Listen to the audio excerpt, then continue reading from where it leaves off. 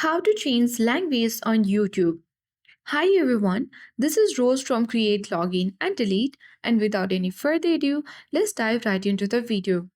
To change language on YouTube, simply you need to launch YouTube app on your device. Ensure that you have the updated version of YouTube application and log into your account. Now select your profile icon at bottom right corner of the screen. Once you land on your profile feed, select the gear icon at top right corner of the screen. Now on this settings page, you need to simply select General option, scroll down, and search for the option for app language.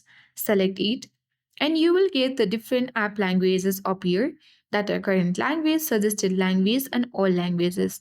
You can easily tap on the particular language that you find convenient. For me, English is the convenient language to use this app, so I have chosen English.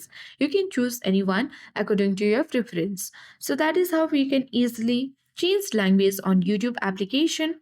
Hope this video helped you. If you are new to our channel, hit the like button and subscribe for more tech and tips videos. Thank you for watching.